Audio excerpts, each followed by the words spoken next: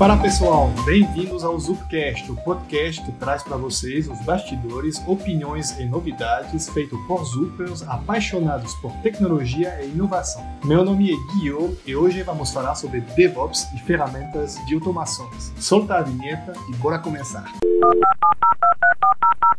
Zupcast. Isso aí, galera! Bom, hoje comigo estão algumas férias, então vou pedir para eles se apresentarem aqui. Então, Fabiano, Henrique e Fernando. Bom dia, boa tarde, boa noite, pessoal. Eu sou o Fabiano, sou o Tech Lead do time de Adoption do Reach, na Zup. Tudo bom, pessoal? Eu sou o Henrique Rusca, Tech Lead no time do Core do Reach na Zup aí, trabalhando com automações. E Fernando, primeira participação hoje. Opa, tô estreando aqui, estou como um Developer Advocate aqui na Zup. Bom, então, o tópico de hoje, como eu falei, é sobre DevOps e ferramentas de automações. Então, acredito que a primeira coisa, né, que compensa a gente falar é justamente explicar o que é DevOps, né? Para o público, a gente não sabe muito o nível do nosso público, né? Então, vamos começar do início e depois ir falando sobre coisas cada vez mais complexas, beleza? Então, o que é começar a falar sobre DevOps aqui? O que é DevOps? O que você sabe? Onde que começou? Que ano? Eu tinha uma visão de DevOps, acho que às vezes até um pouco equivocada, né? Que o DevOps ele seria como se fosse um comportamento adquirido por um profissional que estivesse navegando entre a parte de desenvolvimento e a parte de operação. Então, a minha visão era que o DevOps seria um perfil profissional.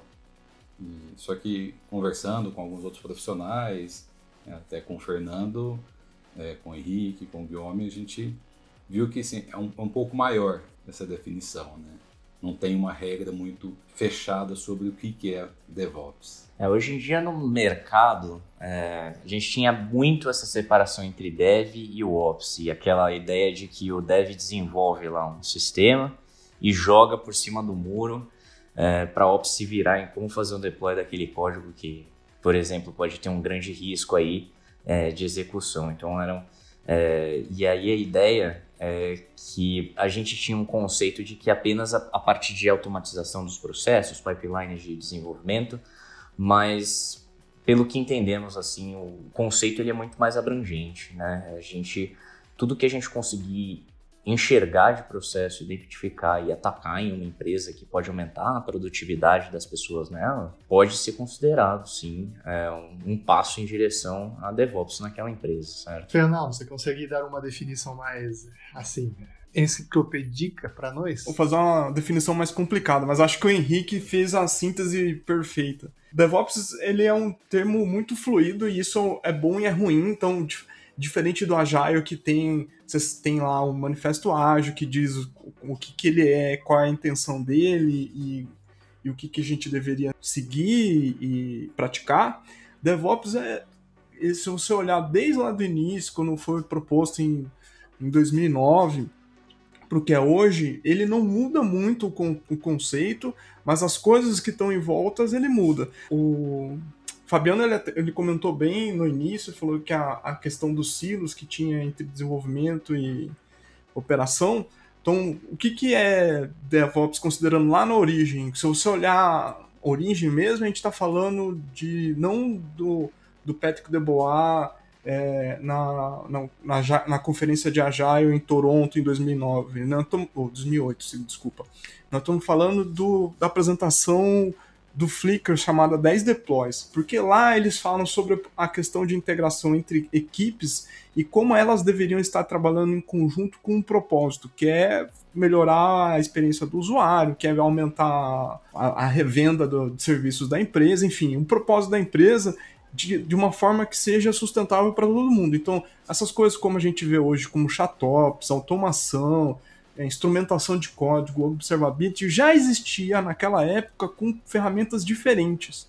Então, o ponto é o que a gente faz como empresa, como equipes, que a gente vai garantir ou vai perseguir que amanhã o deploy e os usuários vão ter melhor... o deploy vai ser melhor, a gente não vai ficar enlouquecendo na sexta-feira fazendo deploy e pirando, e todas as coisas que estão em voltas para a gente trabalhar melhor, para que tenha funcionalidades melhores nas aplicações e serviços, vai ser de fato efetivo. Então isso significa melhorar a comunicação, melhorar processos, e aí significa com o tempo mudar as ferramentas.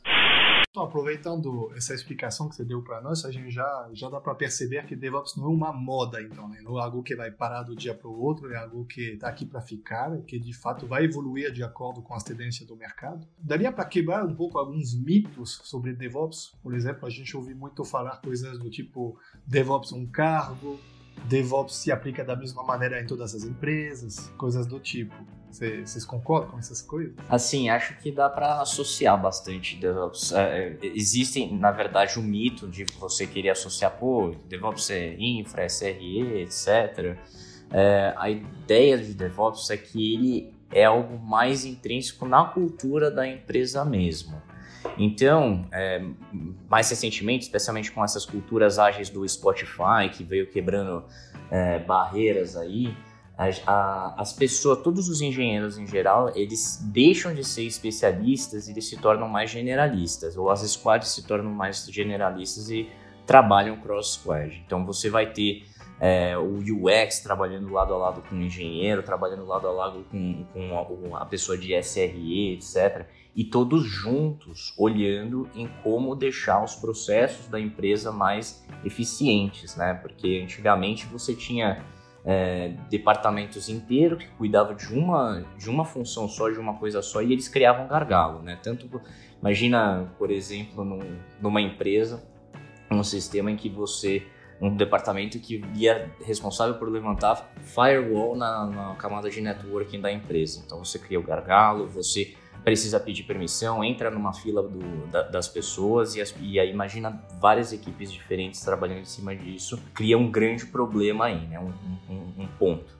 E aí o que acontece? A ideia é que a empresa inteira, todas as equipes olhem dessa forma como trabalhar em conjunto para conseguir ser catalisadores de certos processos, entendeu? Então é muito mais cultural e intrínseco e todo mundo pode agir como DevOps, todo mundo pode ser DevOps e ter olhos de DevOps ao invés de ser um cargo específico ou alguma coisa nesse tipo. DevOps é um cargo também, por mais que a gente não queira afirmar e talvez conceitualmente esteja errado, o que importa no final das contas é como isso acontece. Então, se eu olhar o DevOps State Report, que acontecia todo ano, e o último foi gerado lá pelo pessoal do Google Cloud, ele fala que 27% das pessoas que responderam a pesquisas estão em funções DevOps. A função, ela só loteia, ela só demarca uma parte das coisas que o Henrique falou, que no fundo que a gente tem que olhar é o que o Henrique comentou, olhar mais pelo todo, olhar mais pelo conjunto do que especificamente pelo recorte de um cargo, né? Então, DevOps seria mais uma pessoa que aplica os conceitos DevOps do que uma pessoa que está definido para um cargo específico, vamos dizer. Concordo, 100%. A gente está falando aqui de mitos, eu quero tentar, não vou dizer que eu sei quais são os mitos de DevOps, mas assim, eu consigo imaginar o que as pessoas podem pensar que são. E aí imagino que talvez, DevOps é tudo relacionado a um pipeline de deploy ou de produção de uma aplicação, CI/CD, etc.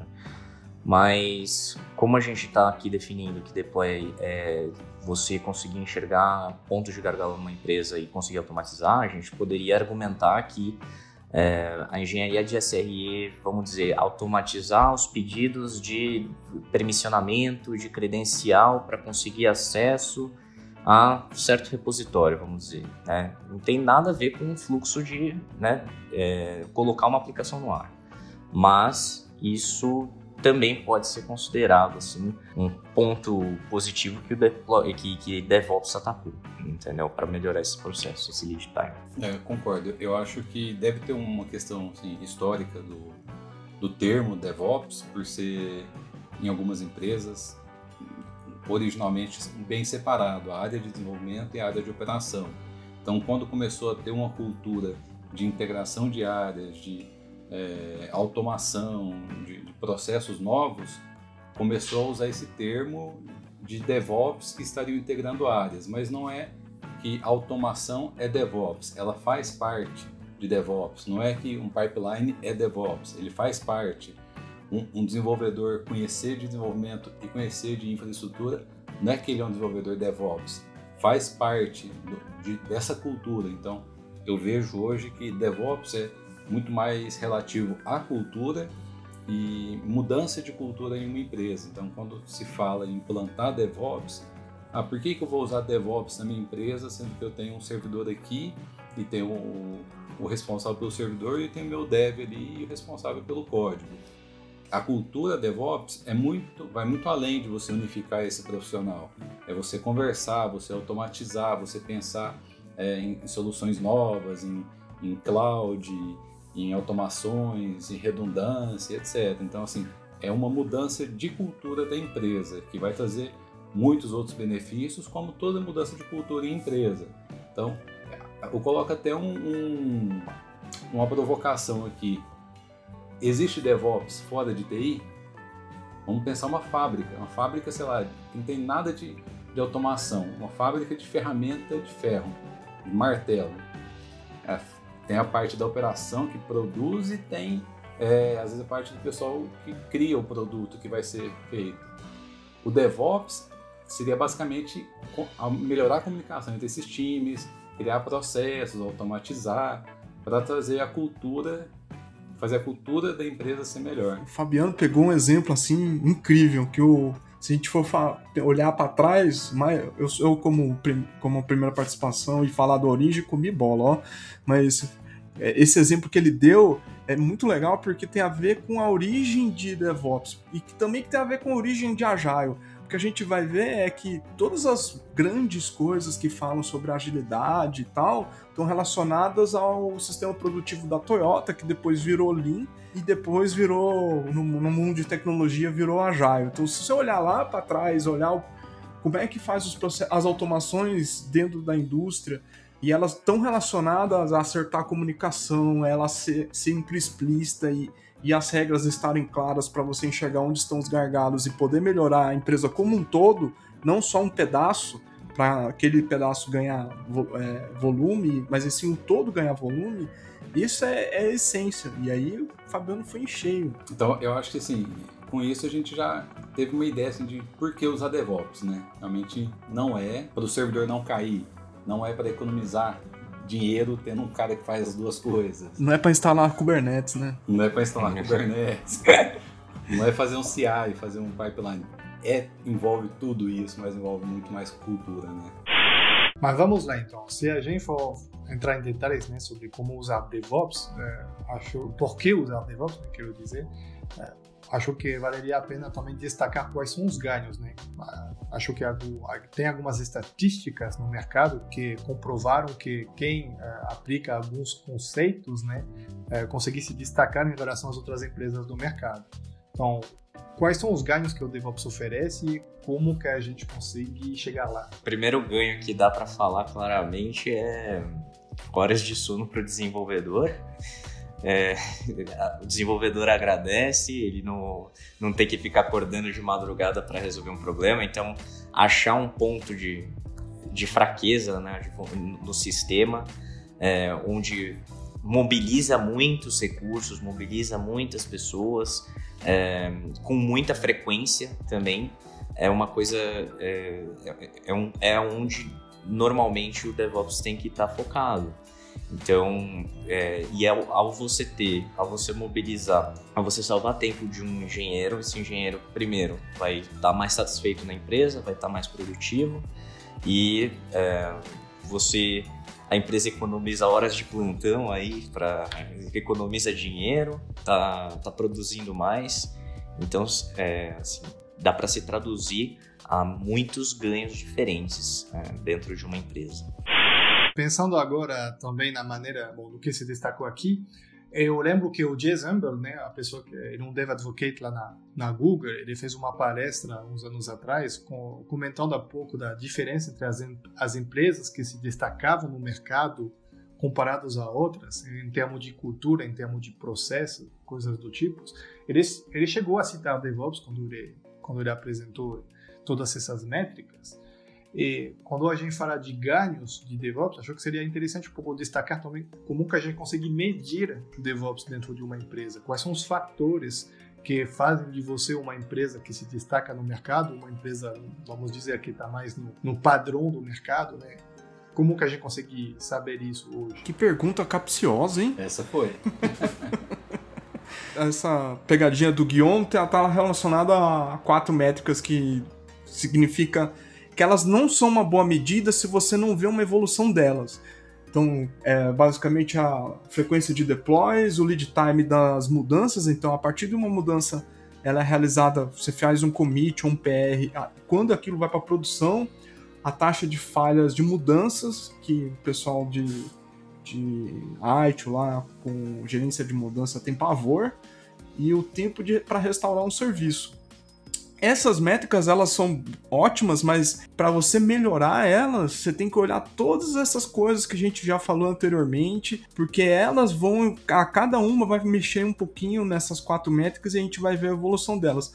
Elas ser só um recorte para dizer, olha, hoje eu estou fazendo 10, 20 deploys por dia e amanhã eu estou fazendo 50, mas se os 50 não agregam valor nenhum, talvez você fez uma automação que não trouxe valor para a empresa. Então, isso quer dizer que para chegar então para melhorar nessas métricas, a gente entende que a automação ela tem um ponto fundamental também, né? Quanto mais a gente consegue fazer coisas, né, entre aspas, melhor. Então, quanto mais a gente conseguir automatizar, eu entendo que mais adequada a gente vai ficar com a cultura DevOps, né? Desde que você, voltando lá para trás, voltando lá para trás, o termo GDOC, automação com toque de inteligência, com toque de um ser humano, né? Uhum. Então, quer dizer o seguinte, o exemplo, a gente vai fazer um onboard na empresa, o desenvolvedor leva 90 dias para conseguir sentar e colocar o primeiro código no ar. Isso impacta no lead time. Isso impacta na quantidade de deploys que está fazendo. Então, esse ponto, ele vira um gargalo. Então, como é que a gente resolve esse gargalo para que o onboard do cara seja mais rápido? A gente está em 2020, só olhar lá a página de carreiras da Zup e um monte de outra empresa estão desesperados para contratar desenvolvedores, porque se você não faz o onboard desse cara rápido, a empresa não cresce rápido. Com certeza, assim, a colocação é perfeita. Existem indicadores que o mercado dá para a gente. Esses indicadores, a gente pode considerar que eles são mais orientadores, né? Você pode melhorar os seus problemas, a resolver os seus problemas se você tentar seguir essas práticas e tentar aplicar uma melhoria nisso, mas pode ser que seja um ponto que isso daí topa, é assintótico e aí você tem que olhar para outro lugar para melhorar, para trabalhar os indicadores e não necessariamente ficar sempre martelando ali no mesmo assunto. Então, por exemplo, você está com uma empresa que tem uma metodologia aí antiga de waterfall e os caras só conseguem fazer deploy uma vez a cada 6 meses e tem um lead time enorme, quebra tudo em produção, ele demora muito para eles conseguirem testar, não consegue levantar ambiente, demora uma semana só para conseguir um ambiente dedicado, etc. Pô, será que vale a pena você tentar ir para se você trocar para um deploy por semana, você conseguir implementar uma cultura de um deploy por semana, você já melhora absurdamente nessas práticas. E pode ser que, sei lá, versus o GitHub que está fazendo aí 10 deploys por dia, um deploy por semana, seja alguma coisa absurda. Então, é tudo questão de relativismo. Você tem que ver onde você está e quanto que você consegue melhorar, até em ordens de magnitude, essas métricas. Pode ser que, e assim, obviamente também se considera o tipo de negócio, né? Então, por exemplo, lançamento de um aplicativo novo. Isso é algo que, inevitavelmente, você não pode fazer 10 deploys por dia, né? Você vai ficar fazendo seus usuários entrarem na App Store e baixando atualizações 10 vezes por dia. Então, assim, intencionalmente, você tem um tempo de deploy aí espaçado, entendeu? Então, tem que fazer sentido para o que são as métricas mais ótimas para aquele tipo de negócio também. Uhum. Só puxando um gancho aí no que o Henrique falou, existe uma solução já para um aplicativo fazer 10 deploys por dia sem precisar atualizar na Play Store. A Zup tem uma solução dessa. Ah, é verdade. Que é o Beagle. Tem Code Push também, né? Só falando do conceito, né? Esse conceito é Server Driven UI. O Beagle é a solução, como o Fabiano falou, é bem legal, mas fica também... vale a pena ir lá conhecer, mas tem empresas que não usam Beagle e elas também implementam com sucesso, então, tipo, é um conceito para grandes empresas super válido, ou mesmo se é uma startup que vale a pena conhecer e implementar. Mas, assim, puxando o jabá que eles fizeram, vai no Beagle. Resumindo então tudo o que vocês comentaram agora, dá para entender que então, cada empresa vai ter seu próprio contexto, então não vai aplicar necessariamente tudo que o DevOps promove, né, da mesma maneira. E também dá para ver que ferramentas, então, nesse quesito, né, são mais facilitadores do que outras coisas. Estão aqui para agilizar, talvez, os processos, deixar eles mais rápidos, mais práticos, mas não são necessariamente tipo um fim em si. Tem várias ferramentas que podem fazer várias coisas diferentes. Algumas talvez fazem mais sentido no contexto de uma empresa, outras em outras, né? Então, não dá para dizer tem que fazer DevOps dessa maneira dentro da sua empresa, de fato. Bom, falando um pouco de automação agora, já que a gente falou isso muitas vezes. Só complementando, Guillaume, eu acho que assim, tem alguns pontos que a gente conseguiria metrificar quem for implementar, começar a adotar a cultura de DevOps, conseguir identificar no seu ambiente algumas métricas para ele realmente ter um feedback. Está funcionando? Estou fazendo certo? Estou no caminho certo? Onde que eu devo começar a implementar isso? Por exemplo, questão de velocidade de entrega, se for uma dor da sua empresa, do seu projeto, a confiabilidade que você tem das entregas. Então, se às vezes quando vai fazer um deploy, fica a empresa inteira arrancando o cabelo, meu Deus, será que vai funcionar? Será que o sistema vai rodar, vai subir o deploy, não vai derrubar tudo? A questão da escala, se você realmente está conseguindo escalar. Então, algumas empresas vão usar todas essas métricas, outras podem usar uma, duas. Então, acho que o principal é isso, você saber onde você está e aonde você quer chegar, o que você quer atingir, para você começar aos poucos melhorar isso. Vamos supor que o meu principal problema, minha velocidade é rápida, minha confiabilidade é boa, eu tenho escala, só que eu não tenho colaboração entre os times. Então você vai focar nisso, nessa colaboração. Às vezes você vai remover paredes, integrar times e começar a fazer esse movimento cultural dentro da empresa, muito mais cultural do que tecnológico em si. Bom, então, falando de métricas, de automações, né, conforme eu estava falando uns minutos atrás, quando a gente fala de automações, por que um conceito hoje que vocês consideram como tão importante ao falar de DevOps? Por que DevOps e automações são conceitos tão próximos hoje em dia? Porque, voltando para a questão da fábrica, você só consegue ganhar escala se você automatiza na fábrica, e a gente em TI, a mesma coisa, a gente só ganha escala quando a gente automatiza processos, mas quando a gente sabe o que a gente está fazendo. Não é só automatizar por automatizar. A Knight Capital, que estava na Bolsa de Valores de Nova York alguns anos atrás, se não me engano, 2012, eles fizeram a Bolsa de Valores pela primeira vez em décadas em fazer circuit break 2 vezes no mesmo dia. Por quê? Um deploy automatizado entrou errado, e aí tinha 2 versões rodando ao mesmo tempo. E aí uma estava fazendo compra e a outra estava vendendo e comprando, e as duas comprando e vendendo de forma loucamente na bolsa. E ela teve que entrar no circuit breaker porque senão ia dar muito ruim, né? Podia quebrar a bolsa. Então, a automação, ela tem que olhar para o sentido de assim, onde é o gargalo? Onde a gente vai ter realmente ganho? E aí é onde vai ter valor.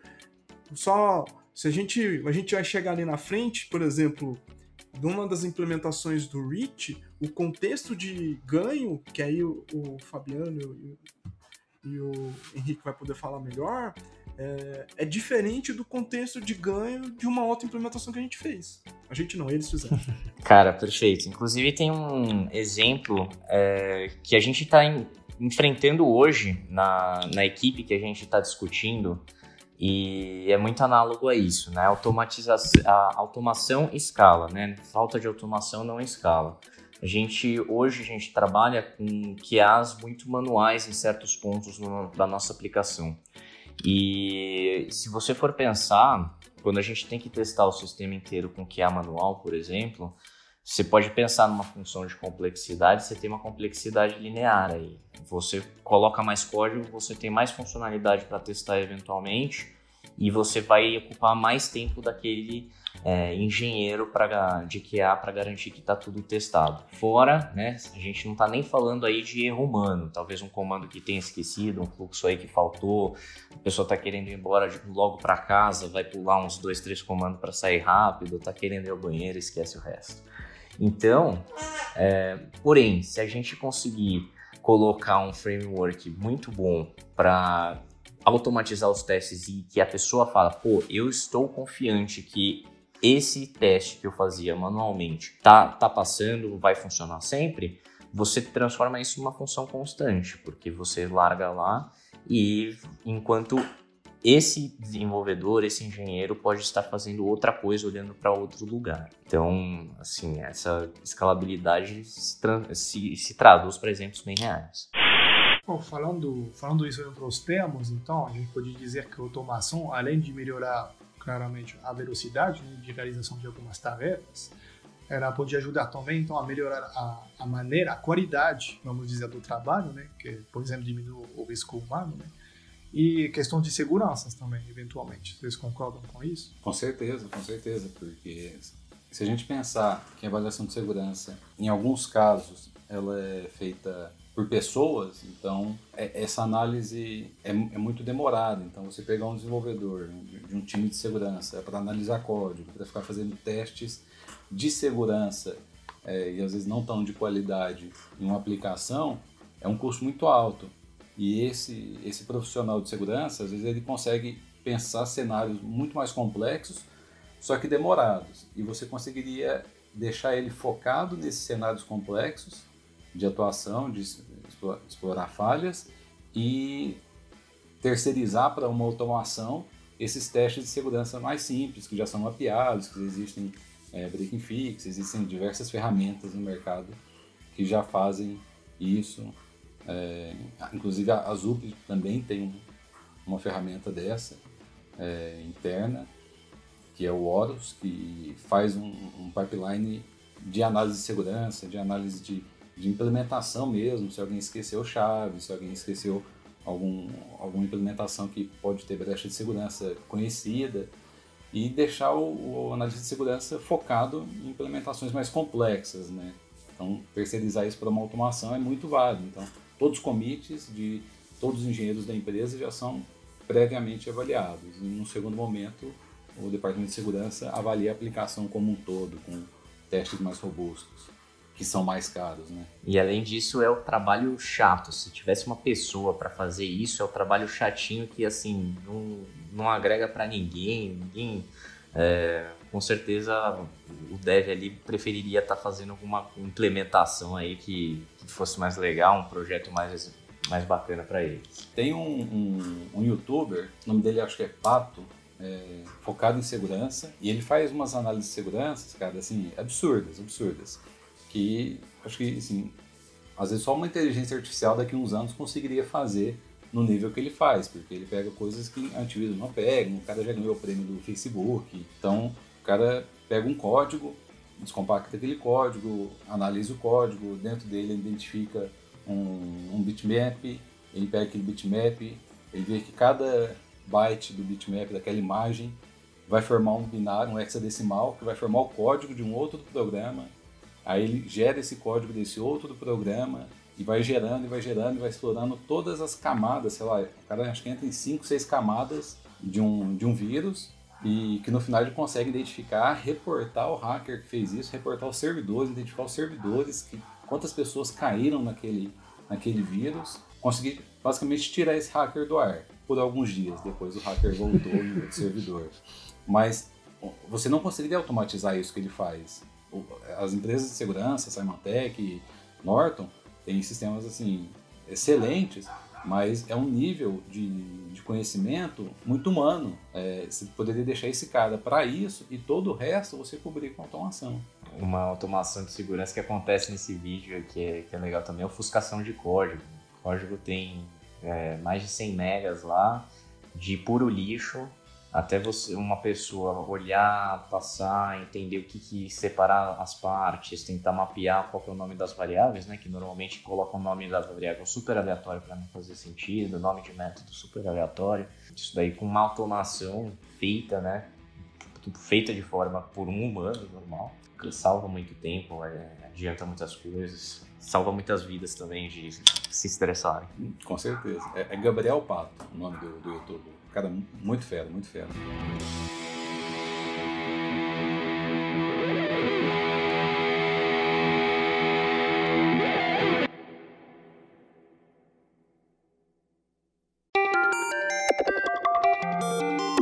Continuando na linha um pouco de automatização, se a gente devia recomendar para as pessoas por onde começar a automatizar, qual que seria a dica que vocês dariam para eles? Cara, eu queria trazer aqui, né, um livro que eu vi recentemente, que eu acho que tem tudo a ver com isso, e ele fala muito dessas coisas de onde olhar para os gargalos, etc.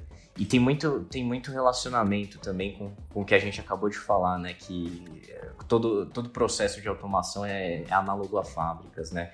O livro se chama The Phoenix Project. Ele é literalmente uma novela de TI que quer falar? Não, eu só vou dizer assim, cara, esse livro é muito bom.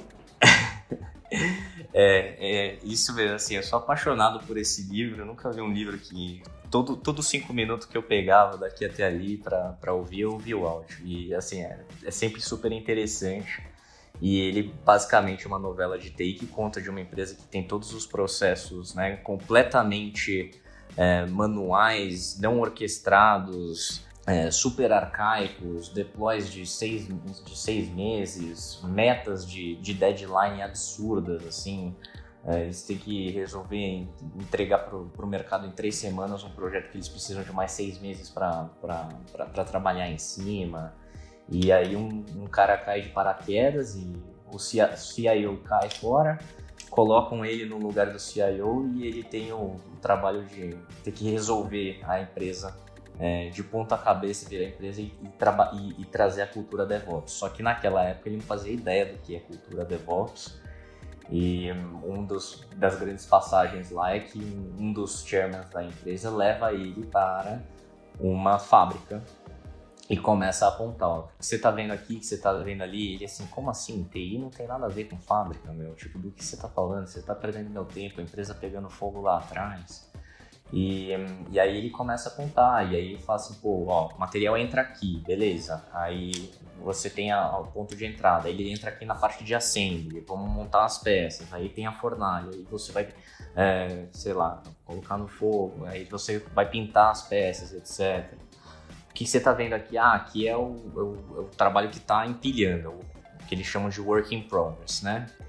E aí ele fala assim, tá, beleza, então é o seguinte, você tem que trabalhar para resolver esse gargalo aqui. Qualquer ponto que você otimizar que não é no gargalo é uma pura ilusão. Então, vamos dizer assim, se eu tenho um pipeline de deploy e a migração do meu banco está demorando 6 horas, por algum motivo o meu banco é gigantesco, lancei uma indexação ali e está demorando 6 horas, não adianta eu criar testes mais rápidos ou otimizar a automação de testes, mas os meus testes duram 40 minutos para rodar. Se eu melhorar os meus testes de 40 minutos para 20, porque eu otimizei de alguma forma a velocidade deles, ou o deploy em si da aplicação eu reduzi, eu continuo perdendo as minhas mesmas 6 horas por causa da migração do banco que não aconteceu, entendeu? Então, por onde começar a automatizar? Assim, primeiro, você tem que se embasar em métrica, você tem que saber onde que está doendo. Se você nem souber onde está doendo, né, você não sabe nem onde atacar. E isso é uma coisa muito interessante no livro também. Antigamente, eles não tinham ideia de absolutamente nada que estava acontecendo na empresa. Só sabia que um monte de gente pedia um monte de coisa, demorava semanas para garantir um acesso a um servidor, um levantamento de um ambiente, um firewall configurado lá para eles. Isso daí na época também que a cultura DevOps ainda era muito embrionária. E aí ele tem até a parte que ele começa a escrever as tarefas ou as mudanças que tem que ser feitas, que caem numa fila, né, de espera. em sticky notes e começa a colar na parede, ele começa a enxergar o tamanho da encrenca, que hoje pra gente é super normal, é o Kanban, né? Pra gente não é, mas naquela época, o fato deles colarem sticky notes na parede, assim, eles começaram a ter uma visibilidade completamente diferente da operação deles. Então, assim, a primeira coisa que eu diria é torne sua operação visível, né? Depois mensure. Aí, quando eles colocaram os sticky notes na parede, eles começaram a falar assim, tá, quais que são os mais críticos, quais que podem quebrar mais, quais que precisam desse recurso específico, né? Inclusive tem um cara lá que era um engenheiro faz tudo, chamava Branch, que todo mundo, só ele entendia do sistema. Toda empresa tem um cara assim, né? Que só ele entende do sistema, só ele sabe configurar. E aí todo mundo precisava do Branch. Todo mundo precisava do Branch. E aí o Branch acabou virando o gargalo da empresa, né? Nesse sentido. Era uma pessoa o gargalo. Então é muito interessante, assim. Então, basicamente, são os pontos de atenção e que eu acho muito, muito legais desse livro. Eu concordo totalmente com o Henrique.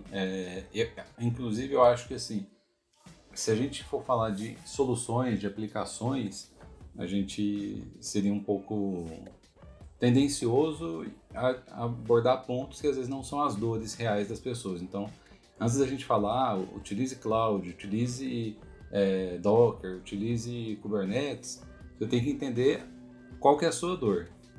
E na sua dor você vai procurar uma solução atual, né, focada em integrar os processos. Então, se você entender sua dor e procurar uma solução nesse sentido, você vai conseguir achar uma ferramenta de DevOps, de cultura de DevOps que vai te ajudar. E você vai começar a implantar isso aos poucos, no gargalo, como o Henrique falou, no gargalo que você tem. Então, resumindo aqui um pouco o que vocês acabam de falar sobre onde começar a automatizar, a primeira coisa seria metrificar primeiro, né? Então, conseguir ter dados sobre tudo na empresa. A partir desse momento que a gente conseguiu metrificar, a gente vai identificar onde dói mais. E a partir desse momento, a gente vai escolher uma ferramenta que vai nos ajudar a resolver esse problema que está doendo mais. Então, seria isso o passo a passo para conseguir chegar lá, certo? Isso mesmo. Inclusive, tem alguns termos que são usados na nossa área, que é otimização precoce. Eu gostaria até de lançar automação desnecessária, né? Então, uma automação em um ponto que não faz sentido, que pode, às vezes, prejudicar a sua empresa. Eu sei de um caso, uma fábrica de sinaleiros, semáforos de trânsito, que eles tinham uma demanda muito alta durante o ano, uma demanda X, e eles pensaram, vamos antecipar essa demanda. Tem um momento que a gente fica com baixa demanda, vamos produzir mais semáforos nesse período e vamos ficar preparado quando a demanda for alta. Eles fizeram isso, só que não sei se alguém já viu um semáforo de perto, não estando no chão e ele lá em cima. Um semáforo tem 1,80 m de altura. Então, onde que você estoca isso? No final, eles produziram centenas de semáforos para 6 meses para frente, tiveram que alugar um galpão gigantesco para estocar esses semáforos, esses produtos, e todo o ganho que eles teriam com essa produtividade antecipada, eles perderam gastando com o aluguel desse galpão. Então, não adianta eu automatizar deploys, sendo que eu às vezes não consigo ter escala na utilização do meu sistema. Não adianta eu fazer tampar um santo e descobrir o outro. Então, tem que identificar o seu gargalo, como o Henrique falou, e começar a atuar nele e ter as métricas mesmo. Isso que o Fabiano falou de deixar doer, assim, pode ser um approach por completo por si só, assim. A gente fazia antes, eu trabalhava no setor logístico e a gente tinha que alguém abria um chamado ou tentava entrar em contato para a gente criar toda a modelagem de dados para centros de expedições diferentes. Aí depois da terceira, quarta, quinta vez, a gente falou, pô, tá doendo agora. Então, vamos lá, vamos criar um script para isso. Aí passou a criar um script e tinha uma semi-automação aí. Pô, legal, tá indo super bem. Agora estão pedindo, né, 10 vezes isso daí. Então, até mesmo de rodar um script tá chato, tá doendo. Vamos produtizar. Pega o script e produtiza. Enfia lá como uma ação lá do seu aplicativo, etc. Então, Assim, é muito bom também esse approach gradual, né, que ele é completamente contra a otimização precoce. Então, você deixa acontecer a dor ali antes. É uma forma bem boa de evitar a otimização precoce. O que o Fabiano comentou tem a ver com você estocar, né? E estocar significa que você gera você deixa um ativo armazenado que você não sabia, na verdade, que o mercado não tem capacidade de absorver todo aquele volume. Você faz uma superprodução de algo. E aí a referência com automação é similar. Agora, talvez o ponto que a gente pode chegar mais especificamente, que é sobre a nossa ferramenta, que ela pode ser uma cola para várias outras. Então, do tipo, eu estou mexendo com Terraform e aí faço provisionamento de recursos na cloud, você não precisa perder esse conhecimento todo, porque um dos grandes problemas quando a gente está querendo utilizar ferramentas é como todo o conhecimento que você adquiriu em uma no passado, você perde parte dele porque você vai usar uma ferramenta nova.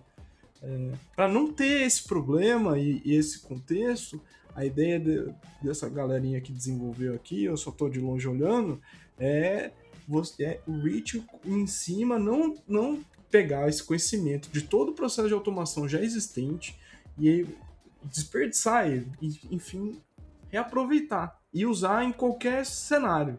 Isso era o próximo ponto que eu queria justamente trazer para vocês, que era a questão justamente de qual ferramentas ou serviços vocês sugerem para automatizar. Então, claro que depende muito do contexto, né? Existe ferramenta de automação para muitas coisas. Por exemplo, tem o Chief, o Ansible e o Puppet, que são mais talvez voltadas para a gestão de servidores, ferramentas que trabalham com cloud, coisas do tipo, né? Tem o Selenium, que é bem conhecido na área de QA para fazer testes funcionais, então que pode ser inclusive criando testes em várias linguagens diferentes. Enfim, hoje no mercado existem muitas ferramentas de automação em si, que em diversas áreas. O Reach, que é o produto onde então o Henrique e o Fabiano estão atuando, de fato é mais uma ferramenta de automação para o mercado. Então, vamos conversar aqui. O que vocês acham que a ferramenta de automação ideal deveria permitir? Assim? Existe uma ferramenta de automação ideal? Eu sou meio enviesado, né? Eu vou falar o Reach aqui. Assim, para dar um passo para trás antes, acho que a primeira coisa é você se perguntar que área da empresa automatizar, né? O que função automatizar, certo? E aí depois você corre atrás das ferramentas e vai se inteirar no mercado. Então, você pode automatizar pipelines de CI/CD, você pode automatizar levantamentos de infra, você pode automatizar testes, você pode automatizar provisionamento de servidores e, assim, para cada um desses itens você tem ferramentas completamente diferentes, né, para fazer tudo isso. Então, aí aproveitando o gancho, o legal da ferramenta que a gente trabalha é que o Reach, ele é agnóstico à área de automação. Ele simplesmente oferece uma forma de você compactar e compartilhar e salvar e registrar as suas automações. Então, aquele script que você fica jogando para lá e para cá na sua empresa, você pode, de uma forma mais controlada, oficializada e monitorada, ter ela sendo executada no repositório da sua empresa. Então, o Reach ele permite você trabalhar com qualquer tecnologia, Ansible, Terraform, até mesmo scaffolding de projetos, etc. Muitas coisas diferentes. Respondendo à pergunta do Guillaume, qual ferramenta escolher? Eu não só de automação, mas eu acho que a gente sempre deve levar em consideração o legado.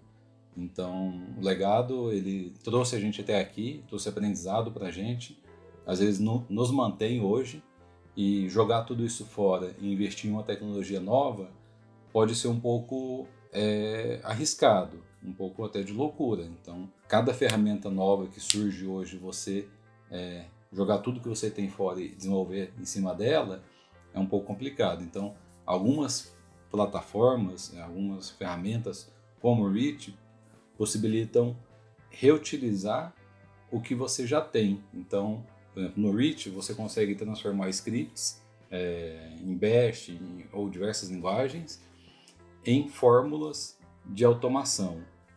Isso faz com que você utilize aqueles scripts que você já tinha, que o seu SRE já usa, que o seu Dev já usa, e compartilhe isso com o time de forma fácil e simples e monitorável, com segurança, etc. Então, acho que assim, tirando o Reach do contexto, o que eu olharia em uma solução é isso.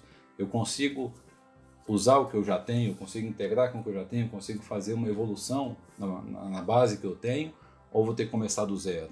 Então, acho que a grande sacada do Reach é essa. Você consegue, sim, integrar com o que você tem, você consegue herdar os scripts que você tem, até aplicações. Tem pessoas que desenvolvem micro-aplicações, uma aplicação pequenininha em Java, uma aplicação pequenininha em Python para fazer determinados processos. E você consegue portar ela para uma fórmula e compartilhar ela com a empresa ou com a comunidade. Acho que essa é a grande vantagem, a principal vantagem que eu vejo na utilização do Reach. Complementar, além dessa questão do que já existe, é também do que a equipe é capaz.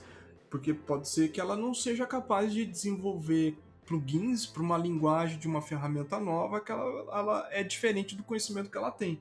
Então, você partir do conhecimento da equipe, ela ajuda bastante você não fazer uma mudança brusca e gerar interrupções, problemas, até revoltas. E o legal é que quando a automação já faz parte do seu dia a dia, né, a gente começa a olhar para fatores ainda mais além. Então, por exemplo, o Reach já chega um momento que ele já está se perguntando quem tem acesso a essa automação, né? Quem pode rodar essa automação? E que é um problema para quando você tem uma escala pequena. Vamos fazer aí um paralelo. Eu preciso de levantar um servidor na AWS. Estou numa empresa de 5 pessoas, eu posso virar para o cara do meu lado e falar assim, resolve aí para mim, né? Agora, quando você tem isso em escala, né, os problemas eles são um problema para 5 pessoas é completamente diferente do problema para 1000 pessoas. E aí você tem todo um pipeline. Será que todo mundo pode sair pedindo isso, né? Se todo mundo puder criar, a gente quebra a empresa, né? Cada um sai levantando as máquinas da forma que quiser, sem padronização, etc. Então, o Reach permite dar essa abstração de, vamos dizer assim, processos padronizados dentro da empresa e pessoas selecionadas que podem permitir que esses processos aconteçam, que essas automações aconteçam, entendeu? E um ponto que o Fernando falou, que é muito, muito válido mesmo, é a independência de uma linguagem específica. Então, por exemplo, hoje no Reach a gente pode criar fórmulas, scripts em C#, em Go, em Java, em Node, PHP, PowerShell, Python, Ruby, Rust, Shell, Bat, e essas são as que já têm exemplos. Então, o Reach ele é aberto, qualquer um pode criar a sua fórmula, criar um seu script em diversas linguagens, e quem fizer isso, por favor, contribua com a gente. Abra um pull request, envie essa contribuição com a gente, que a gente tem muito interesse em compartilhar isso com a comunidade. E a gente, além disso, de cada profissional trabalhar com a tecnologia que ele conhece, você consegue extrair o melhor de cada tecnologia. Então a gente tem casos, tem uma fórmula que um desenvolvedor da comunidade criou, que ele criou um conjunto de fórmulas. Uma fórmula ele fez em Go, porque a API do YouTube em Go é a mais atualizada, é a mais rápida para ele conseguir subir vídeos, editar vídeos, etc. Outra fórmula ele fez em Shell, porque ele queria converter vídeos localmente, ele usa o FFmpeg através de uma fórmula em Shell. Outra ele fez em outra linguagem, e no final ele criou uma fórmula que compila todas essas. Então ele extraiu o melhor de cada linguagem, de cada framework, e ele navegar entre esses desenvolvimentos multi-sistema operacional também, que é uma das vantagens do Reach, que você consegue executar tanto no Mac quanto no Linux. Inclusive, ele, no depoimento desse desenvolvedor, ele nos contou que ele trabalhava parte do tempo no computador da empresa, que é o Windows, e parte do tempo no computador pessoal, que é Linux. Ele conseguiu usar as fórmulas nos dois, já que ele fez de forma agnóstica e utilizou o poder do Go e etc. para isso. Bom, tentando um pouco reunir tudo o que a gente comentou então no momento, de fato, então não tem uma ferramenta que se destaca, vamos dizer, no mercado, cada um teria que escolher um pouco de acordo com o seu cenário. De fato, o Reach, que seria a ferramenta que tem na Drupal hoje, ela permite você reaproveitar o que você já tem em outras ferramentas existentes. Então, por exemplo, se você já tem script no Ansible, você teria como usar e centralizar eles no Reach. Se você já tem no Puppet, no Rundesk, no Selenium, você teria como reaproveitar eles dentro do Reach. Então, o Reach seria mais um centralizador também, né? Poderia ser uma camada para vocês reunirem tudo o que você usa no seu contexto profissional em um lugar só. Tipo, cada um poderia, entre aspas, configurar e criar, customizar até a ferramenta para funcionar de acordo com o que ele precisa dentro do seu contexto profissional. E se fizer sentido, então, para outros profissionais, eventualmente compartilhar isso com a comunidade. Exatamente. Open source para todos usarem, todos contribuírem. Ele não precisa ser só centralizado. Enfim, cada um vai ter um contexto.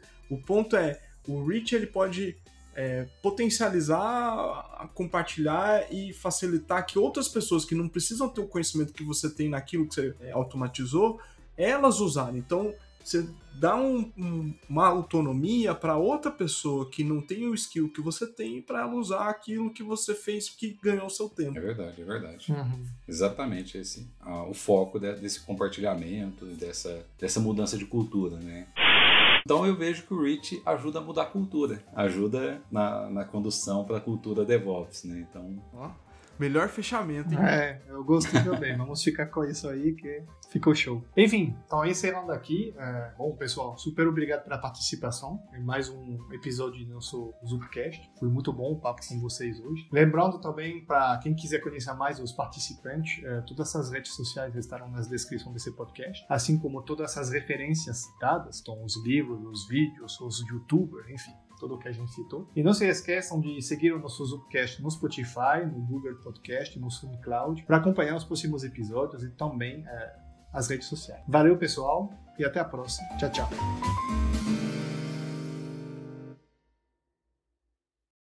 A gente perdeu o Henrique no caminho. Ei, Henrique. Oi, cara, deu um apagão aqui, eu tive que correr numa casa que tem Wi-Fi na boa.